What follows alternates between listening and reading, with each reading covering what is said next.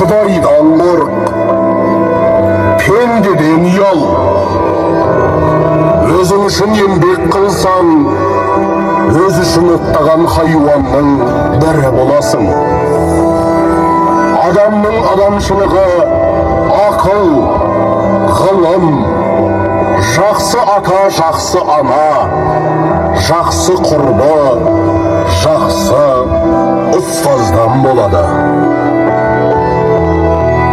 Күллі адам баласын қор қылатын үш нәрсе бар. Олар надандық, еріншектік, залымдық.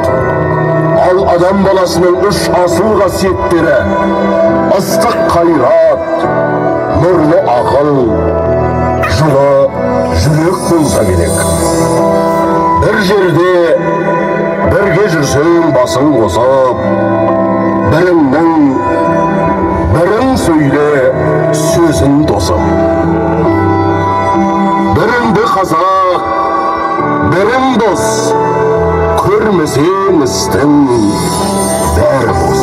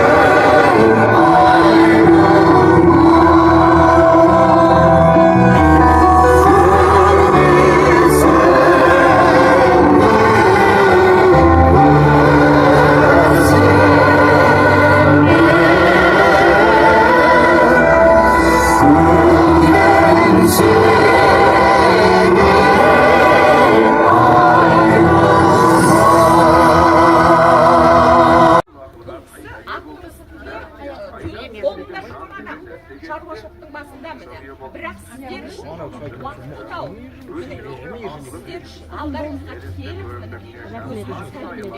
рахмет. Расыменде ұлылар елі, Абай еліне қош келдіңіздер. Бүгін Абай ауданы үшін үлкен бір мереке. Бүгін жарағана мына ауданда үлкен құрылтай болды. Қазақ айтады, тас түскен жеріне ауыр дейді, бірақ бұл біздің ешқандай ауыр емес. Кешегі бабалар дүние келген қасиетті ұлылар мекені. Биыл бабамыздың өздеріңіз білесіздер 180 жылдық мерейтойы. Бұл енді бір арнайы жазылған драмалық шығарма емес екен, білесіздер. Бұл кәдімгі менің әлі де жүргізіп жүрген онлайн күнделігім ғой. Кейінгі екінші спектакль. Бұл кәдімгі мен толыққанды моно мюзикл спектакль деп қабылдадым. Және Астанада сіздер жастық жалын бергенсіздер,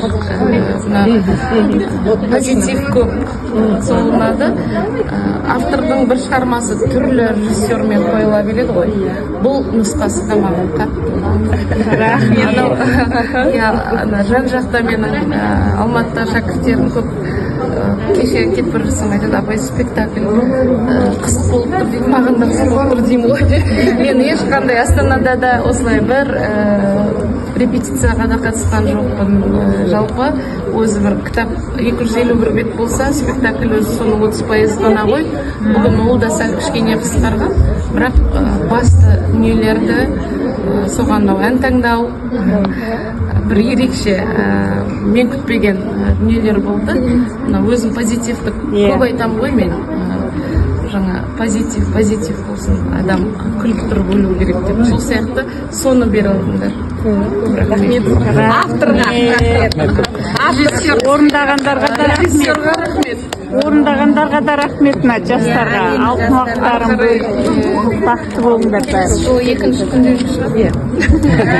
Сол қойып бересіңдер ғой. Қайсында шақырасыңды? Екіншісі қоямыз. Келеміз тағы көруге.